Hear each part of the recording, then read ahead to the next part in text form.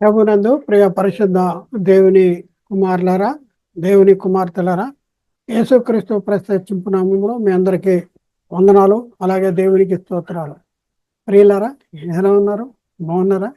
చాలా సంతోషం. మేము కూడా దేవుని కృప మహాదేశారాన్ని బట్టి బాగానే ఉన్నాం. ప్రియులారా, మరొక అంశం ద్వారా మీ చేరులోనికి రావటానికి దేవుడు మాకు అనుగ్రహించిన గొప్ప కృపకాయ దేవునికి మరొకసారి దేవునికి కృతజ్ఞతాస్తులు చెల్లిస్తున్నా. దేవునికి స్తోత్రం. ప్రియులారా, మనము గత క్లాసులో బాప్తిజం ఏ నామంలో పొందాలి అనే అంశాన్ని గురించి కొంతవరకు నేర్చుకున్నాం. ఈ అంశం ఈరోజు బాప్తిజం అనే అంశంలోనే, బాప్తిజం ఏ నామంలో పొందాలి అనే అంశంలోనే చేద్దాం. అపోస్తులు బోధ క్రీస్తు బోధే. అపోస్తుల బోధ క్రీస్తు బోధ. యేసుక్రీస్తు ఏదైతే చెప్పాడో అదే బోధన అపోస్తులు కూడా చెప్పారు అనేసి మనం ఎలాగనేది మనం తెలుసుకున్నాం. యేసుక్రీస్తు చెప్పింది అపోస్తులు చేయలేదా అంటే తప్పనిసరిగా చేసి ఉంటారు. అది ఎట్లాగో మనం అర్థం చేసుకుంటానికి ప్రయత్నం చేయాలి. అంతేగాని మనం గలిబిలి చేసి అదే కరెక్టు, ఇది తప్పు, ఇది కరెక్టు, అది తప్పు అనే మా జనాల్ని మభ్యపెట్టడానికి ప్రయత్నం చేయకూడదు. నేటి క్రైస్తవ సమాజంలో ఈ గలిబిలి ఎందుకుంది? ఎందుకంటే బాప్తిజం ఇచ్చే వారికి నామం అంటే ఏంటో కూడా తెలవనటువంటి భయంకర పరిస్థితి అనమాట. నామము, బాప్తిజంలో ఎవరి నామాన్ని ధరించుకుంటాం, ఎవరి మహిమను ధరించుకుంటాం. అసలు బాప్తిజం అంటే బాప్తిజం అంటే ఏంటి కూడా తెలియదు, నామం అంటే ఏంటో కూడా. బాప్తిజం అంటే క్రీస్తు మరణంలోనూ ఆయన పునరుద్ధానంలోనూ పాలువారుతాం. బాప్తిజంలో పాతి పెట్టబడుతున్నాం. బాప్తిజం అంటే ముంచుట, సమాధి చేయబుట్ట, పాతి పెట్టబడుట. ఎవరితో పాటు మనం పాతి పెట్ట క్రీస్తు మరణంలో పాలు పొందుతున్నాం.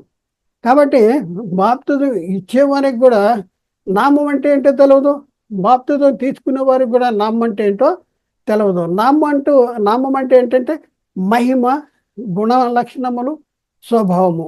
ఇంతకీ యేసుక్రీస్తు చెప్పింది అపోస్తులు చేయలేదా? యేసుక్రీస్తు చెప్పింది అపోస్తులు చేస్తే ఎలా చేసి ఉంటారు? ఇది మనం అర్థం చేసుకోవాలి. ఎందుకంటే యేసుక్రీస్తు చెప్పింది అపోస్తులు తప్పనిసరిగా చేసి ఉంటారు. మరి యేసుక్రీస్తు చెప్పిందే అపోస్తులు చేసి ఉంటే అదే ఇదా? అయితే ఎలా అది అనేది మనం అర్థం చేసుకోవడానికి ప్రయత్నం చేయాలి. ప్రస్తుత కాలంలో మనం ఏ నామంలో బాప్తిజం తీసుకోవాలి? ఏ నామంలో తీసుకోవాలి? కొందరేమో యేసుక్రీస్తు నామంలో బాప్తిజం తీసుకోవాలి అని చెప్తా ఉన్నారు. మరికొందరేమో తండ్రి యొక్కయో, కుమారుని యొక్కయో, పరిశుద్ధాత్మని యొక్కయో నామంలోనికి బాప్తిజం పొందాలి అని చెప్తున్నారు. ఇదే కరెక్టు, ఇదే కరెక్టు. తండ్రి యొక్క, కుమారుని యొక్క, పరిశుద్ధాత్మ యొక్క నామంలోనికి బాప్తిజం పొందటం అనేది కరెక్టు అని చెప్తున్నారు. నేను చెప్పట్లా, వాళ్ళు చెప్తున్నారు. ఇదే కరెక్ట్ అని చెప్తున్నారు. ఎందుకని ప్రశ్నిస్తే వాళ్ళు ఏమంటారు? యేసుక్రీస్తు చెప్పిందే మనకు కావాలి, యేసుక్రీస్తు చేయమన్నదే మనం చేయాలి అని చెప్తా ఉన్నారు. యేసుక్రీస్తు చెప్పింది చేస్తారా, లేకపోతే పేతురు చెప్పింది చేస్తారా అని ప్రశ్నిస్తున్నారు. మనకు ఎవరు కావాలి? పేతురు కావాలా, యేసుక్రీస్తు కావాలా అనేది కూడా ప్రశ్న వేస్తున్నటువంటి పరిస్థితి. యేసుక్రీస్తు మనకు కావాలి అని చెప్తున్నారు. యేసుక్రీస్తు చెప్పింది ఏది చెప్పాడో అదే మనం చేద్దాము. ఎందుకంటే క్రీస్తు బోధ ఏందో నిలిచి ఉండగా దాన్ని విడిచి ముందుకు సాగు ప్రతివాడు క్రీస్తును అంగీకరించిన వాడు. ఆ బోధ ఎంతో నిలిచి ఉండక మీ దగ్గరికి ఎవరిని వస్తే వారికి మీరు సొమ్మని చెప్పవద్దు, వారిని మీ ఇంట చేర్చుకొని వద్దు అన్నాడు. కాబట్టి మనకు ఎవరి బోధ కావాలంటే క్రీస్తు బోధ కావాలి అనేసి చెప్తున్నారు. అనేసి చెప్పి యేసుక్రీస్తు చెప్పిందే మనం చేయాలి అని చెప్తున్నారు. అలాగైతే ప్రియులరా, యేసుక్రీస్తు ఏం చెప్పాడు? తండ్రి యొక్కయు, కుమారుని యొక్కయు, పరిశుద్ధాత్మ యొక్కయు నామములోనికి బాప్తిజము ఇవ్వమని చెప్పినట్టు పరిస్థితి మనం చూస్తూ ఉన్నాం. మరి అపోస్తుల్లో చెప్పిన బోధ క్రీస్తు బోధ కాదా? అపోస్తులు ఏదైతే బోధ చెప్పారో ఆ బోధ క్రీస్తు బోధ కాదా? క్రీస్తు బోధ ఎందుకు కాదు? యేసుక్రీస్తు చెప్పిందే చేస్తుంటారు. అవును, అపోస్తులు చెప్పిన బోధ క్రీస్తు బోధే, తప్పనిసరిగా క్రీస్తు బోధే. అది ఎట్లాగూ ఇది మనం అర్థం చేసుకోవాలి. అపోస్తులు చెప్పిన బోధ క్రీస్తు బోధే అనేసి మనం అర్థం చేసుకోవాలి. అర్థం చేసుకోగలిగితే బాప్తిజం ఏ నామంలో తీసుకోవాలి అనేది మనకి అర్థమవుతుంది. అది ఎట్లో ఇప్పుడు మనం పరిశీలన చేద్దాం. అపోస్తులు బోధ క్రీస్తు బోధే. అపోస్తుల బోధ క్రీస్తు బోధ. యేసుక్రీస్తు ఏదైతే చెప్పాడో అదే బోధన అపోస్తులు కూడా చెప్పారు అనేసి మనం ఎలాగనేది మనం తెలుసుకున్నాం. అపోస్తుల్లో అపోస్తుల్లో ఎవరి ద్వారా బోధించారు? అపోస్తులు ఎవరి ద్వారా బోధించారు? పరిశుద్ధాత్ముల ద్వారా బోధించారు. పరిశుద్ధాత్ముడికి ఆ బోధ ఎక్కడి నుంచి వచ్చింది? క్రీస్తు దగ్గర నుంచి వచ్చింది. అంటే యేసుక్రీస్తు దగ్గర యేసుక్రీస్తు దగ్గర యేసుక్రీస్తు చెప్పిన సంగతుల్ని పరిశుద్ధాత్ముడు అపోస్తుల చేత సంఘానికి ప్రకటించినట్లుగా మనం చూస్తూ ఉన్నాం. చూద్దాం. అపోస్తుల బోధ మొట్టమొదట అపోస్తుల బోధ పరిశుద్ధాత్మని బోధ అయితే, పరిశుద్ధాత్మ బోధ క్రీస్తు బోధ. టోటల్గా మనం పరిశీలన చేస్తే యేసుక్రీస్తు పరిశుద్ధాత్మ ద్వారా అపోస్తుల చేత సంఘానికి ప్రకటించాడు. చూడండి, యేసుక్రీస్తే అపోస్తులు ప్రకటించింది యేసుక్రీస్తు బోధే. ఎలాగంటే యేసుక్రీస్తు పరిశుద్ధాత్మ ద్వారా అపోస్తుల చేత సంఘానికి ప్రకటించాడు. మరి అపోస్తులు అపోస్తులు ఎవరి చేత ఎవరు బోధించారంటే మొట్టమొదట అపోస్తులు పరిశుద్ధాత్మ ద్వారా బోధించారు అనేసి మనం తెలుసుకోవాలి. అపోస్తులు మొట్టమొదట అపోస్తులు చెప్పిన బోధ పరిశుద్ధాత్మని బోధ అనేసి మనం గమనించవలసిన అవసరం ఉంది. ఈ చూద్దాం. అపోస్తుల కార్యాల్లో 2వ అధ్యాయంలో 1 నుంచి 4 వరకు మనం పరిశీలన చేస్తే, పెంతెకోస్తు పండుగ వచ్చినప్పుడు అందరూ ఒక చోట కూడిని, అప్పుడు వేగముగా వీటి బలమైన గాలి వంటి ఒక ధ్వని ఆకాశము నుండి అకస్మాత్తుగా వారు కూర్చుండిన ఇల్లంతా నిండెను. మరియు అగ్ని జ్వాలల వంటి నాలుకలుగా విభాజింపబడి అట్లుగా వారికి కనపడిన వారిలో ఒక్కొక్కరి మీద వాళ్ళగా అందరూ పరిశుద్ధాత్మతో నిండిన వారే ఆ ఆత్మ వారికి వాక్శక్తి అనుగ్రహించిన కొద్ది అన్య భాషలతో మాట్లాడసాగిరి అంటాడు. ఎవరు వీళ్ళు అంటే అపోస్తులు పరలోకము నుండి పంపబడిన పరిశుద్ధాత్మను పొందుకున్నారు. పొందుకున్న తర్వాత ఏం జరిగింది? వాక్శక్తి వచ్చిందంట. వాక్శక్తి ద్వారా అపోస్తులైన పేతురు గారు లేచి అక్కడ ఉన్నటువంటి వారికి దేవుని వాక్యాన్ని ప్రసంగించాడు. చూద్దాం. అపోస్తుల కార్యము 2వ అధ్యాయం 36-37 వచనాల్లో మనం చూస్తే పేతురు గారు పరిశుద్ధాత్మ ద్వారా ప్రకటిస్తున్నాడు. ఏం ప్రకటిస్తున్నాడంటే, మీరు సిలువ వేసిన యేసునే దేవుడు ప్రభువుగాను క్రీస్తుగాను నియమించిన, ఇది ఇశ్రాయేల్ వంశమంతా రూఢిగా తెలుసుకునవలనని చెప్పాను. వారు ఈ మాట విని హృదయాలు నొచ్చుకుని, సహోదరులారా మేమేమి చేద్దామని పేతురును కడమ అపోస్తులను అడగగా, పేతురు అంటున్నాడు, మీరు మారు మనసు పొంది పాప క్షమాపణ నిమిత్తము యేసుక్రీస్తు నామంలో బాప్తిజం పొందండి, అప్పుడు మీరు పరిశుద్ధాత్మ అనే వరాన్ని పొందుతారు అని అంటున్నాడు. అంటే పేతురు చెప్పింది సొంత మాటలు చెప్పాడా? పేతురు ఎలా చెప్పుంటాడు? వాక్శక్తి అనుగ్రహించబడిందంట. వాళ్ళు పరలోకం నుండి పంపబడిన పరిశుద్ధాత్మను పొందుకోగానే వీళ్ళు వాక్శక్తి అనుగ్రహించింది. అప్పుడు పేతురు లేచి ప్రసంగం చేస్తా ఉన్నాడు. ఆ ప్రసంగాన్ని విన్న వాళ్ళు నువ్వేం చేయాలంటే యేసుక్రీస్తు నామములో బాప్తిజం పొందన్నారు. ఈ మాటలో పేతురు చెప్పాడంటే పేతురు కాదు. పేతురు ఎవరి ద్వారా చెప్పాడు? పరిశుద్ధాత్మ ద్వారా చెప్పాడు. అపోస్తులు సువార్త ఎలా ప్రకటించారు అంటే పరలోకం నుండి పంపబడిన పరిశుద్ధాత్మ ద్వారా సువార్త ప్రకటించారనేసి పేతురు రాసిన మొదటి పత్రిక 1వ అధ్యాయం 12వ వచనంలో మనం చూసాం. పరలోకం నుండి పంపబడిన పరిశుద్ధాత్మ ద్వారా పరిశుద్ధాత్మని వల్ల మీకు సువార్త ప్రకటించిన వారి ద్వారా మీకు ఇప్పుడు తెలియపరచబడిన ఈ సంగతులు అంటే అపోస్తులు పరలోకం నుండి పంపబడిన పరిశుద్ధాత్మ ద్వారా సువార్త ప్రకటించినట్లు మనం చూస్తూ ఉన్నాం.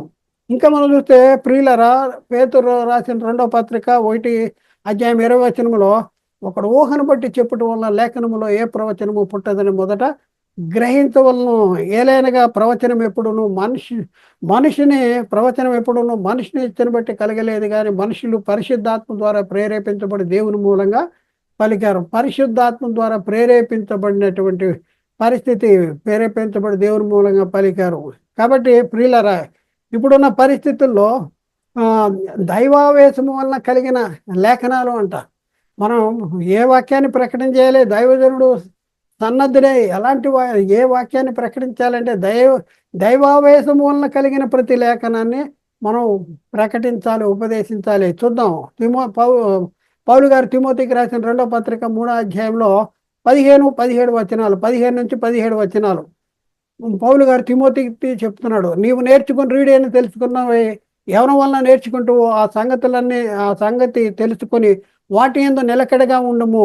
దైవజనుడు సన్నద్ధుడే. చూడండి, దైవజనుడు సన్నద్ధుడై ప్రతి సత్కార్యమునకు పూర్ణముగా సిద్ధపడి ఉండినట్లు ఏం చేయాలంట? దైవావేశము వలన కలిగిన ప్రతి లేఖనమును, ఏ లేఖనము? దైవావేశము వలన కలిగిన ప్రతి లేఖనమును ఉపదేశించుటకును, ఖండించుటకును, తప్పుదిద్దుటకు, నీతి యందు శిక్ష చేయుటకు ప్రయోజనకరమై ఉన్నది. కాబట్టి లేఖనం ఎలా కలిగింది? దైవావేశం వలన కలిగింది అనేసి మనకి చాలా చక్కగా అర్థమైంది. అయితే ప్రియులైన అపోస్తులు సువార్త ఎలా ప్రకటన చేశారంటే పరిశుద్ధాత్మని వలన ప్రకటన చేశారు. అయితే ఇప్పుడు మనకు ఇంకొక ప్రశ్న ఏంటంటే, అసలు పరిశుద్ధాత్ముడికి ఆమోదం ఎలా వచ్చింది? పరిశుద్ధాత్ముడు తనంతట తానే ఏదైనా బోధించాడా, లేకపోతే ఎక్కడన్నా విన్న వాటిని ప్రకటించాడా అనేసి మనం పరిశీలన చేస్తే, పరిశుద్ధాత్ముని బోధ ఎవరిది అంటే క్రీస్తు బోధ. పరిశుద్ధాత్ముడు తనంతట తానే బోధించలేదు. పరిశుద్ధాత్ముడు బోధ క్రీస్తు బోధ. కాబట్టి పరిశుద్ధాత్మ క్రీస్తు వాటిలో నుంచి తీసుకొని మీకు తెలియజేయను. ఆ పరిశుద్ధాత్ముడు ఎవరు వాటిలో తీసుకుని మనకు తెలియజేస్తున్నాడు అంటే క్రీస్తు వాటిలో తీసుకుని మనకు తెలియజేస్తున్నాడు. ఈ మాటలు ఎవరు చెప్పారంటే యేసుక్రీస్తు జీవించిన కాలంలోనే చెప్పాడు. యోహాను సువార్త 14:26 అక్కడ రాయబడిన మాట ఏంటంటే, ఆదరణకర్త అనగా తండ్రి నా నామమున పంపబోవు పరిశుద్ధాత్మ సమస్తమును మీకు బోధించి నేను మీతో చెప్పిన సంగతులన్నీ మీకు జ్ఞాపకం చేయను. సమస్తమును మీకు బోధించి నేను మీతో చెప్పిన సంగతులని జ్ఞాపకం. ఎవరు చెప్తారు? ఆదరణకర్త. ఆదరణకర్త ఎక్కడి నుంచి తీసుకుంటాడు అంటే ఇక్కడ ఏమంటాడు? ఆదరణ సమస్తమును మీకు బోధించి నేను మీతో చెప్పిన సంగతులు మీకు జ్ఞాపకం చేస్తాడు. తన సొంత సంగతులు చెప్పడం, నేను మీతో చెప్పిన సంగతులు జ్ఞాపకం చేస్తాడు. చూద్దాం. అపోస్తులేమో పరిశుద్ధాత్మ ద్వారా ప్రకటన చేస్తే పరిశుద్ధాత్ముడికి ఆ బోధ ఎక్కడ నుంచి వచ్చింది అనేసి మనం చూస్తే యేసుక్రీస్తు అంటున్నాడు పరిశుద్ధాత్ముడు అంటే ఆదరణకర్త పరిశుద్ధాత్ముడు ఎవరి సంగతులు? నేను మీతో చెప్పిన సంగతులే మీకు జ్ఞాపకం చేస్తాడు. మరి ముఖ్యంగా మరొక మాట చూద్దాం. యోహాను సువార్త 15 26 మనం చూస్తే, తండ్రి యొద్ద నుండి మీ యొద్దకు నేను పంపబోవు ఆదరణకర్త అనగా తండ్రి యొద్ద నుండి బయలుదేరి వచ్చే సత్యస్వరూపి అయిన ఆత్మ వచ్చినప్పుడు ఆయన నన్ను గురించి సాక్ష్యం చెప్పును అంటాడు. ఎవరిని గురించి సాక్ష్యం చెప్తాడు? యేసుక్రీస్తుని గురించి సాక్ష్యం ఇస్తాడు అనేసి ఆ వచనంలో రాయబడింది. మరి పరిశుద్ధాత్ముడు తనంతట తానే ఏమైనా బోధిస్తాడంటే ఏం బోధించుడు అనేసి యేసుక్రీస్తు జీవించిన కాలంలోనే చెప్పాడు. తనంతట తానే ఏం బోధించుడు, వేటిని వింటాడా అయ్యే బోధిస్తాడు అనేసి యేసుక్రీస్తు జీవించిన కాలంలోనే చెప్పాడు. యోహాను సువార్తలో 16:13 అయితే ఆయన అనగా సత్యస్వరూపి అయిన ఆత్మ వచ్చినప్పుడు మిమ్మల్ని సర్వసత్యములోనికి నడిపిస్తును. ఆయన తనంతట తానే ఏమీ బోధింపక వేటిని విన్నో వాటిని బోధించి సంభవింపబో సంగతులు మీకు తెలియపరచును అంటాడు. చూడండి ప్రియులారా, సత్యస్వరూపి అయిన ఆత్మ వచ్చినప్పుడు మిమ్మల్ని సర్వసత్యంలో నడిపిస్తాడంట. ఆయన తనంతట తానే ఏమీ బోధించడు. మరి ఏం బోధిస్తాడంటే వేటిని విన్నో వాటిని ఎక్కడ వింటాడు? క్రీస్తు దగ్గర వింటాడు. ఆయన నా వాటిలో తీసుకుని మీకు బోధిస్తాడు. చూద్దాం. యోహాను సువార్త 16:14 పరిశుద్ధాత్ముడికి ఆ బోధ ఎక్కడి నుంచి వచ్చింది అనేది మనం ఇప్పుడు చూస్తున్నాం. యోహాను సువార్త 16:14 ఆయన అంటే పరిశుద్ధాత్ముడు యేసుక్రీస్తు చెప్తున్నాడు ఈ మాటలు. ఆయన జీవించిన కాలం చెప్తున్నాడు. ఆయన అంటే పరిశుద్ధాత్ముడు నా వాటిలోంచి అంటే క్రీస్తు వాటిలోంచి తీసుకుని మీకు తెలియజేయను కనుక నన్ను మయంపరచును. పరిశుద్ధాత్ముడు క్రీస్తు వాటిలోంచి తీసుకుని మీకు బోధిస్తాడు. అంటే పరిశుద్ధాత్ముడు బోధ ఎవరి బోధ అంటే క్రీస్తు బోధ. ఇంకా మరొక వచనాన్ని చూద్దాం. పరిశుద్ధాత్ముడు ఎవరి వాటిలోంచి తీసుకుని బోధిస్తాడు అంటే యోహాను సువార్త 16:15 యేసుక్రీస్తు చెప్తా ఉన్నాడు, తండ్రికి కలిగినవన్నీ నావి, అందుచేత ఆయన అంటే పరిశుద్ధాత్ముడు నా వాటిలోంచి తీసుకొని మీకు తెలియజేయను. పరిశుద్ధాత్ముడు నా వాటిలోంచి తీసుకుని మీకు తెలియజేయను. పరిశుద్ధాత్ముడు నా వాటిలోంచి అంటే పరిశుద్ధాత్ముడు బోధ ఎక్కడిది? క్రీస్తు బోధ. పరిశుద్ధాత్ముడు బోధ క్రీస్తు బోధ. మరి మరొక మాట రాయబడిన మరొక మాటను చూద్దాం. యోహాను సువార్తలో 16:6-7 రాయబడిన సంగతి చూద్దాం. అయితే నేను సత్యమనే చెప్పుతున్నాను, నేను వెళ్ళిపోవటం వల్ల మీకు ప్రయోజనకరము, నేను వెళ్ళని ఆదరణకర్త మీ ఎద్దకు రాడు, నేను వెళ్ళిన యెడల ఆయన్ను మీ యొద్దకు పంపుదును. ఆయన వచ్చి ఏం చేస్తాడంట? పాపమును గురించి, నీతిని గురించి, తీర్పును గురించి లోకమును ఒప్పుకొనజేయును అనేసి చెప్తా ఉన్నాడు. ఇది ఎవరు? ఇవన్నీ కూడా ఎవరు చెప్తున్నారంటే యేసుక్రీస్తు చెప్తున్నాడు. ఎవరి గురించి? పరిశుద్ధాత్ముడి గురించి చెప్తున్నాడు. పరిశుద్ధాత్ముడి బోధ ఎవరిది అంటే, నా వాటిలోంచి తీసుకుని మీకు నా దగ్గర నుంచి తీసుకుని మీకు తెలియజేస్తాడు. అంటే పరిశుద్ధాత్ముడి బోధ ఎవరిదంటే క్రీస్తు బోధ. ప్రియులారా, ఇంతవరకు మనం నేర్చుకున్నటువంటి దాన్ని బట్టి మరి అపోస్తులు బోధించిన బోధ పరిశుద్ధాత్మని బోధ అనేది మనకు అర్థమైంది. అలాగే పరిశుద్ధాత్మని బోధ క్రీస్తు బోధే అని కూడా అర్థమైంది. కనుక యేసుక్రీస్తు పరిశుద్ధాత్మను ద్వారా అపోస్తుల చేత బోధించాడు. చూడండి, అపోస్తులు బోధించిన బోధ ఎవరి బోధ అంటే యేసుక్రీస్తు బోధ. యేసుక్రీస్తు బోధ ఎలా ఉందంటే, యేసుక్రీస్తు పరిశుద్ధాత్మను ద్వారా అపోస్తుల చేత సంఘానికి బోధించాడు. కనుక అపోస్తుల బోధ కూడా క్రీస్తు బోధే అని మనకి స్పష్టంగా అర్థమవుద్ది. ఇది అర్థం చేసుకోవాలి, థియాలజీ అర్థం చేసుకోవాలి. చాలా చాలా జాగ్రత్తగా మనం అర్థం చేసుకోవాల్సిన అవసరం ఉంది. కాబట్టి ప్రియులారా, మరి తండ్రి యొక్కయు కుమారుని యొక్కయు పరిశుద్ధాత్మని యొక్కయు నామములోనికి వారికి బాప్తిజం ఇవ్వమని చెప్పింది యేసుక్రీస్తే. మరి అపోస్తులు చెప్పింది కూడా యేసుక్రీస్తే కదా.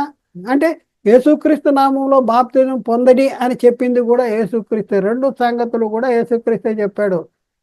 అపోస్తులు వాళ్ళు తమంతట తామే చెప్పలేదు, పరిశుద్ధాత్ముని ద్వారా చెప్పారు. పరిశుద్ధాత్మ కూడా తనంతట తానే ఏమీ చెప్పలేదు. వేటిని విన్నాడో క్రీస్తు వాటిలోంచి తీసుకుని బోధించాడు. అంటే క్రీస్తు వాటిలోంచి తీసుకుని పరిశుద్ధాత్ముడు అపోస్తుల చేత బోధింపజేశాడు. కాబట్టి అపోస్తులు బోధించింది క్రీస్తు బోధే. యేసుక్రీస్తు మృతుల్లోండి తిరిగి లేచిన తర్వాత అపోస్తులకి చెప్పింది యేసుక్రీస్తే. యేసుక్రీస్తు పరలోకానికి వెళ్ళిన తర్వాత పరిశుద్ధాత్మను పంపించి పరిశుద్ధాత్మ ద్వారా అపోస్తుల చేత సంఘానికి బోధించిన బోధ కూడా క్రీస్తు బోధే. ఈ రెండు మాటలు చెప్పింది యేసుక్రీస్తే. మనకు స్పష్టంగా అర్థం చేసుకోవాలి. అలాగైతే ప్రస్తుత కాలంలో రెండు యేసుక్రీస్తు చెప్పినయే కదా. మరి ఇప్పుడు రెండిట్లో ఏ నామములో బాప్తిజం పొందాలి? యేసుక్రీస్తు చెప్పినది సత్యమా, లేకపోతే తండ్రి యొక్కయు కుమారుని యొక్కయు పరిశుద్ధాత్మ యొక్కయు నామములోనికి బాప్తిజం ఇవ్వమని చెప్పింది సత్యమా, యేసుక్రీస్తు చెప్పింది సత్యమా? రెండు యేసుక్రీస్తు చెప్పినయే. ఈ రెండిట్లో ఏది తీసుకోవాలి? ఇక్కడికి వచ్చేటప్పటికి ఇప్పుడు నేను రెండు యేసుక్రీస్తు చెప్పాడంటే వీళ్ళు ఏమంటున్నారంటే, రెండు యేసుక్రీస్తు చెప్పాడంటే మాకు చాలా సంతోషం, బాగానే చెప్పేసావు, అది యేసుక్రీస్తు చెప్పింది కదా, దాన్నే మేము ఫాలో అవుతాం అనే వాళ్ళు చాలామంది అమాయకులు ఉన్నారు. అయితే ఇక్కడికి వచ్చేటప్పటికి మరొక క్లాస్ ఉంది. ఇక్కడికి వచ్చేటప్పటికి యేసుక్రీస్తు చెప్పింది సత్యము, యేసుక్రీస్తు చెప్పింది సర్వసత్యమా, యేసుక్రీస్తు పరిశుద్ధాత్ముని ద్వారా అపోస్తుల చేత చెప్పింది సర్వసత్యమా? ఏది సర్వసత్యము? యేసుక్రీస్తు చెప్పింది శిష్యులతో చెప్పింది సర్వసత్యమా, లేకపోతే యేసుక్రీస్తు పరిశుద్ధాత్మ ద్వారా అపోస్తుల చేత చెప్పింది సర్వసత్యమా? ఏది సర్వసత్యము? ఇది మనం తెలుసుకోవాలి. సర్వసత్యము ఏదైతే దాన్ని మనం ఫాలో అవుదాము. రెండు చెప్పింది యేసుక్రీస్తే. కానీ యేసుక్రీస్తు చెప్పింది ఏంటి అంటే, యేసుక్రీస్తు చెప్పింది సత్యము. అంటే యేసుక్రీస్తు మృతుల్లోని తిరిగి లేచినప్పుడు శిష్యులతో చెప్పింది ఆ బోధ సత్యమైతే, యేసుక్రీస్తు చెప్పిన బోధ సత్యమైతే, యేసుక్రీస్తు పరిశుద్ధాత్మ ద్వారా అపోస్తుల చేత చెప్పబడిన సంగతులు సర్వసత్యము. మనం సత్యములో సత్యాన్ని అనుసరించాలా, సర్వసత్యాన్ని అనుసరించాలా? రెండు చెప్పింది యేసుక్రీస్తే కానీ ఒకటి సత్యము, రెండోది సర్వసత్యము. అది ఎట్లాగో మనం చూద్దాం. యేసుక్రీస్తు చెప్పింది సత్యము, తండ్రి యొక్కయు కుమారుని యొక్కయు పరిశుద్ధాత్ముని యొక్కయు నామములోనికి వారికి బాప్తిజం ఇవ్వుడి అని చెప్పింది ఏంటంటే సత్యము. మరి యేసుక్రీస్తు పరిశుద్ధాత్మ ద్వారా అపోస్తుల చేత బోధించిన బోధ ఏదైతే ఉందో ఆ బోధ సర్వసత్యము. మరి దీన్ని మనం తెలుసుకోవాలి. యేసుక్రీస్తు నామంలో బాప్తిజం పొందిడి అని చెప్పింది సర్వసత్యము. అంటే అది ఎట్లా సర్వసత్యము అది ఎట్లా రెండు యేసుక్రీస్తు చెప్పిందే అనేసి మీరు ఒప్పించారు, మీరు చెప్పారు. మరి ఏదో ఒకటి తీసుకుంటే పర్వాలేదా అంటే అలా కుదరదు అంటుంది బైబిల్. ఎందుకు అంటే యేసుక్రీస్తు సత్యాన్ని చెప్పాడు, పరిశుద్ధాత్ముడు సర్వసత్యాన్ని చెప్పాడు. అంటే యేసుక్రీస్తు ఆయన జీవించిన కాలంలో లేకపోతే యేసుక్రీస్తు చెప్పిన బోధ సత్యమైతే, యేసుక్రీస్తు పరలోకానికి వెళ్ళి పరిశుద్ధాత్మ ద్వారా అపోస్తలులకి చేత సంఘానికి ప్రకటించిన బోధ సర్వసత్యము. అది ఎట్లాగో మనం చూద్దాం. యేసుక్రీస్తు ఏమన్నాడు? నేను సత్యమనే చెప్పుతున్నాను అన్నాడు. ఆయన జీవించిన కాలంలో ఏమంటున్నాడు? నేను సత్యమనే చెప్తున్నాను అని చెప్పుకుంటూ వచ్చి, నేను ఇంకా చెప్పవలసిన సంగతులు అనేకాలు ఉన్నాయి. యేసుక్రీస్తు జీవించిన కాలంలో అన్ని సంగతులు చెప్పవలసిన సంగతులు చాలా అనేకాలు ఉన్నాయి. వాటిని ఎవరు వచ్చి చెప్తారు? సత్య స్వరూపైన పరిశుద్ధాత్ముడు వచ్చి మీకు తెలియజేస్తాడు అనేసి యేసుక్రీస్తు చెప్పాడు. అంటే యేసుక్రీస్తు జీవించిన కాలంలో సర్వసత్యాన్ని ప్రకటించలేదా అంటే ప్రకటించలేదు. అని చెప్పవలసిన అనేక సంగతుల్ని చెప్పలేదు. మరి అవి ఎవరు వచ్చి చెప్తారంటే సత్యస్వరూపైన పరిశుద్ధాత్ముడు వచ్చి మీకు ప్రకటిస్తాడు అంటాడు. అంటే సత్యస్వరూపైన పరిశుద్ధాత్మును బోధ ఎవరిది అంటే యేసుక్రీస్తు బోధ. యేసుక్రీస్తు అంటే సర్వసత్యము యేసుక్రీస్తు పరలోకానికి వెళ్ళిన తర్వాత సత్యస్వరూపైన పరిశుద్ధాత్మ ద్వారా సర్వసత్యాన్ని ప్రకటి ప్రకటింపజేశాడు. దాన్ని మనం అనుసరించాలి. అయితే మనము వీటిని లేఖనాల్లో మనం చూడాలి. లేఖనాల్లో మనం ఏదో చెప్పేస్తే సరిపోదు, రుజువులు చూపించాలి. యేసుక్రీస్తు ఏం చెప్తున్నాడు? సత్యమనే మీకు చెప్తున్నాను అన్నాడు. 16వ అధ్యాయం యోహాను సువార్త 16వ అధ్యాయం 7వ వచనంలో, అయితే నేను సత్యమనే చెప్తున్నాను అంటాడు. నేను సత్యమనే చెప్తున్నాను అంటే యేసుక్రీస్తు చెప్పింది ఏంటి అంటే సత్యమును చెప్తున్నాడు. అయితే అదే యేసుక్రీస్తు చెప్తున్నాడు. ఏం చెప్తున్నాడంటే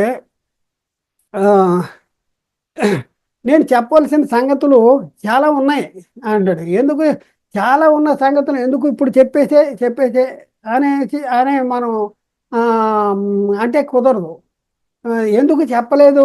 యేసుక్రీస్తు చెప్పవలసిన అనేక సంగతులు ఆయన జీవించిన కాలంలో ఎందుకు చెప్పలేదు అంటే యోహాను సువార్త 3వ అధ్యాయంలో 12వ వచనాన్ని మనం చదివితే యేసుక్రీస్తు చెప్తా ఉన్నాడు, భూ సంబంధమైన సంగతులు నేను మీతో చెబితే మీరు నమ్మకున్నప్పుడు పరలోక సంబంధమైనవి మీతో చెప్పిన ఎలాగూ నమ్ముదురు? చూడండి, భూలోక సంబంధమైన సంగతులు చెప్తుంటేనే వీళ్ళు నమ్మట్లేదు. మరి పరలోక సంబంధమైన సంగతులు చెప్తే వీళ్ళు ఎలా నమ్ముతారు? అందుకనే చెప్పట్లేదు. అనేకాలు ఉన్నాయి. మరి యేసుక్రీస్తు చెప్పవలసిన అనేక సంగతులు ఎవరు వచ్చి మీకు బోధిస్తారని యేసుక్రీస్తు చెప్పాడు. సత్యస్వరూపైన పరిశుద్ధాత్ముడు, సత్యస్వరూపైన ఆత్మ వచ్చినప్పుడు మిమ్మల్ని సర్వసత్యములోనికి నడిపిస్తాడు అనేసి యేసుక్రీస్తు చెప్పాడు. ఆ మాటలు ఎక్కడ ఉన్నాయి? యోహాను సువార్త 16వ అధ్యాయము 12, 13 వచనాల్లో ఉన్నాయి. నేను మీతో చెప్పవలసినవి ఇంకను అనేకములు ఉన్నవి, కానీ ఇప్పుడు మీరు వాటిని సహించలేరు. చూడండి, నేను చెప్పాల్సిన అనేక సంగతులు ఉన్నాయి కానీ మీరు వాటిని సహించలేరు అంటాడు. అయితే ఆయన అనగా సత్యస్వరూపైన ఆత్మ వచ్చినప్పుడు మిమ్మల్ని సర్వసత్యములోనికి నడిపించును. మిమ్మల్ని సర్వసత్యంలోనికి ఎవరు నడిపిస్తారంట? సత్యస్వరూపైన ఆత్మ వచ్చినప్పుడు మిమ్మల్ని ఈ సర్వసత్యంలోనే నడిపించే బోధ మరి ఎక్కడి నుంచి మరి నేర్చుకుని ఎక్కడ వాటిని ఆయన బోధిస్తాడు పరిశుద్ధాత్ముడు అంటే ఆయన తనంతట తానే ఏమీ బోధించక వేటిని వినునో వాటిని బోధించి సంభవింపబో సంగతులను మీకు తెలియజేయును. వేటిని విన్నో వాటిని ఎక్కడ వింటాడు? క్రీస్తు దగ్గర వింటాడు. సత్యస్వరూపైన ఆత్మను సర్వసత్యం నడిపిస్తాడు. ఈ సర్వసత్యం నడిపించే ఈ సర్వసత్య బోధ ఎక్కడిది అంటే వేటిని వింటాడో వాటినే బోధిస్తాడు. అంటే పరిశుద్ధాత్మని బోధ ఎవరిది? క్రీస్తు బోధ. మరి అపోస్తుల బోధ ఎవరిది? పరిశుద్ధాత్మని బోధ. అపోస్తుల బోధ పరిశుద్ధాత్మని బోధ క్రీస్తు బోధ. క్రీస్తు బోధ అపోస్తుల బోధ, అపోస్తుల బోధ పరిశుద్ధాత్మని బోధ. అపోస్తుల బోధ పరిశుద్ధాత్మని బోధ. కాబట్టి అపోస్తులు బోధించిన బోధ ఎవరిది అంటే క్రీస్తు బోధే. క్రీస్తు బోధే. మరి యేసుక్రీస్తు జీవించిన కాలంలో సత్యము చెప్తున్నా అన్నాడు. మరి మరి యేసుక్రీస్తు పరలోకానికి వెళ్ళిపోయిన తర్వాత పరిశుద్ధాత్మను పంపిస్తాను. ఆయన వచ్చి మిమ్మల్ని సర్వసత్యంలో నడిపిస్తాడు. నేను ఇంకా చెప్పాల్సిన సంగతులు చాలా ఉన్నాయి, కానీ మీరు వాటిని సహించలేరు అనేసి యేసుక్రీస్తు చెప్తా ఉన్నాడు. అయితే తండ్రి నా నామమున పంపబో పరిశుద్ధాత్మ సమస్తమును మీకు బోధిస్తాడు అని చెప్పాడు. అంటే పరిశుద్ధాత్ముడు తండ్రి నా నామమున పంపబో పరిశుద్ధాత్మ సమస్తాన్ని మీకు బోధిస్తాడు. యేసుక్రీస్తు చెప్పాల్సిన సంగతులు చాలా ఉన్నాయి కానీ చెప్పలేదు. కానీ ఆ సంగతులు ఎవరు వచ్చి చెప్తారంటాడు? పరిశుద్ధాత్ముడు వచ్చి చెప్తా అంటాడు. యోహాను సువార్త 14వ అధ్యాయంలో 24వ వచనంలో యేసుక్రీస్తు చెప్తా ఉన్నాడు. ఆదరణకర్త అనగా తండ్రి నా నామమున పంపబో పరిశుద్ధాత్మ సమస్తమును మీకు బోధించి నేను మీతో చెప్పిన సంగతులన్నీ మీకు జ్ఞాపకం సమస్తాన్ని మీకు బోధించి నేను మీకు చెప్పిన సంగతులనే మీకు జ్ఞాపకం చేయను అంటాడు. ఎవరు చేస్తారు? ఆదరణకర్త. ఆదరణకర్త అంటే పరిశుద్ధాత్ముడు. అయితే ప్రియులరా, 2 సంగతులు యేసు బోధే అయినప్పటికీ ఏ 2 సంగతులు? తండ్రి యొక్కయు కుమారుని యొక్కయు పరిశుద్ధాత్మ యొక్కయు నామములోనికి బాప్తిజం ఇవ్వండి అని చెప్పింది యేసుక్రీస్తు బోధే. అలాగే యేసుక్రీస్తు పరిశుద్ధాత్మ ద్వారా అపోస్తుల చేత చెప్పబడినటువంటి సంగతులు యేసుక్రీస్తు నామములోనికి బాప్తిజం పొందిడి అని చెప్పిన ఈ 2 సంగతులు యేసు బోధే. 2 కూడా యేసు బోధే. అయితే యేసుక్రీస్తు పరిశుద్ధాత్మ ద్వారా అపోస్తుల చేత బోధించిన బోధ ఏంటంటే సర్వసత్యము. కాబట్టి ప్రస్తుత కాలంలో మనము సర్వసత్య ప్రకారము యేసుక్రీస్తు నామంలోనే బాప్తిజం పొందటం లేఖనానుసారమైన బోధ అని మనకు స్పష్టంగా అర్థమవుతుంది. ముఖ్య గమనిక ఏంటి కనుక? ప్రస్తుత కాలంలో బాప్తిజం యేసుక్రీస్తు నామంలోనే పొందాలి. రాబో తరగతుల్లో మనం ఈ సత్యాన్ని మరింత విపులంగా నేర్చుకుంటానికి ప్రయత్నం చేద్దాం. ప్రియులారా, ఆలోచించేయండి. ప్రస్తుత కాలంలో మనం బాప్తిజం ఏ నామములో పొందుకోవాలంటే యేసుక్రీస్తు నామములో పొందుకోవాలి. యేసుక్రీస్తు పరిశుద్ధాత్మ ద్వారా అపోస్తుల చేత సంఘానికి సర్వసత్య బోధ ప్రకటింపజేశాడు. కాబట్టి అపోస్తుల బోధ ఎవరి బోధ అంటే క్రీస్తు బోధే. అపోస్తుల బోధ క్రీస్తు బోధే. కాబట్టి మాకు క్రీస్తు బోధించిన బోధే కావాలి, మాకు అపోస్తుల బోధ వద్దు, పేతురు బోధ వద్దు అని చెప్పే అమాయకులు మరి ఇది తెలుసుకోవాలి. అపోస్తులు వాళ్ళంతటి వాళ్ళే బోధించలేదు పరిశుద్ధాత్మ ద్వారా. పరిశుద్ధాత్ముడు తనంతటి తానేమీ బోధించలేదు. వేటిని విన్నాడో వాటిని బోధించాడు. కాబట్టి యేసుక్రీస్తు పరిశుద్ధాత్మ ద్వారా అపోస్తుల చేత సంఘానికి సర్వసత్యాన్ని తెలియపరిచాడు. మరి యేసుక్రీస్తు సర్వసత్యాన్ని ఆయన జీవించిన కాలంలో తెలియపరచలేదా అంటే ఇంకా నేను మీకు బోధించవలసిన సంగతులు అనేకాలు ఉన్నాయి, కానీ వాటిని మీరు ఇప్పుడు సహించలేరు. మరి ఎవరు వచ్చి చెప్తారు ఆ సర్వసత్యము అంటే? పరిశుద్ధాత్ముడు వచ్చి సర్వసత్యం నడిపిస్తాడు అంటాడు. అంటే యేసుక్రీస్తు పరిశుద్ధాత్మ ద్వారా అపోస్తుల చేత సంఘానికి సర్వసత్య బోధన ప్రకటింపజేశాడు. కాబట్టి అపోస్తులు బోధించిన బోధే సర్వసత్య బోధ. కాబట్టి ఇప్పుడున్న పరిస్థితుల్లో మనము అపోస్తులు బోధించినట్లుగా యేసుక్రీస్తు నామములోనికి మనం బాప్తిజం తీసుకోవాలి. ఇదే లేఖనానుసారమైనటువంటి బాప్తిజ పద్ధతి. అప్పుడే కంగారు పడకండి. ఇంకా దీని గురించి ఇంకా మీకున్న డౌట్లన్నీ కూడా నాకు తెలుసు. ఆ డౌట్లన్నింటినీ కూడా నేను చాలా వివరణగా మీకు అర్థమయ్యేలాగా చెప్పడానికి నేను ప్రయత్నం చేస్తాను. కాబట్టి ప్రియులారా, ప్రస్తుత కాలంలో మనం యేసుక్రీస్తు నామంలో బాప్తిజం తీసుకుంటేనే క్రీస్తు మరణంలోనూ క్రీస్తు పునరుద్ధానంలోనూ పాలివారం అవుతాం. యేసుక్రీస్తు నామంలో బాప్తిజం తీసుకుంటేనే క్రీస్తు మహిమను ధరించుకుంటాం. కాబట్టి బాప్తిజము అనేది యేసుక్రీస్తు నామములో బాప్తిజం, మరణములోనూ మరణ సమాధి పునరుద్ధానములో పాలివారం అవటం. బాప్తిజం అంటే ముంచుట, సమాధి చేయబట్ట, పాతి పెట్టబట్ట. కాబట్టి బాప్తిజంలో క్రీస్తు మరణంలోనూ క్రీస్తు పునరుద్ధానంలో పాలివారం అవుతున్నాం. క్రీస్తు మరణంలోనూ క్రీస్తు పునరుద్ధానంలోనూ పాలివారం అవ్వాలంటే మనము బాప్తిజం ఎవరి నామంలో తీసుకోవాలి? క్రీస్తు మహిమను ధరించుకోవాలంటే మనం ఎవరి నామంలో బాప్తిజం తీసుకోవాలి? ఆలోచించండి, అర్థం చేసుకోండి. చాలా చాలా చాలా చక్కగా బైబిల్లో రాయబడి ఉంది. సాతాను మన బుర్రల్ని ఖరాబ్ చేశాడు. మొదటి నుంచి కూడా మన దారి తప్పించాడు. అసలు బాప్తిజం ఏదైతే సంఘములో చేర్చటానికి ఏదైతే ప్రాముఖ్యమో, క్రీస్తు రాజ్యంలో చేరటానికి ఏదైతే ప్రాముఖ్యమో, పరలోక రాజ్యంలో చేర్చబడటానికి ఏదైతే ప్రాముఖ్యమో, దైవ కుమారత్వం పొందుకుంటానికి, దేవుని వారసులు అవటానికి, పరలోక పౌరసత్వం పొందుకుంటానికి ఏదైతే ప్రాముఖ్యమో బాప్తిజం. దాని దాని విషయంలోనే మన దారి తప్పించి మీరే క్రైస్తవులు, మీరు తప్పింకెవరు క్రైస్తవులు కాదు, మీకే పరలోకము, మీకే నిత్య జీవం అని మనం మభ్యపెడుతూ మనల్ని క్రీస్తు బోధ నుండి బయటికి తప్పించేటటువంటి ప్రయత్నం సాతాను చేస్తున్నాడు. కాబట్టి ఆలోచించండి, అర్థం చేసుకోండి, సత్యానికి లోబడటానికి ప్రయత్నం చేయండి. దేవుడు మాట్లాడిన ప్రతి మాట ప్రతి ఒక్క హృదయంలో నీరుగట్టి ఫలం చేయనిగాక. ఆమెన్. అందరికీ వందనాలు. దేవునికి స్తోత్రం.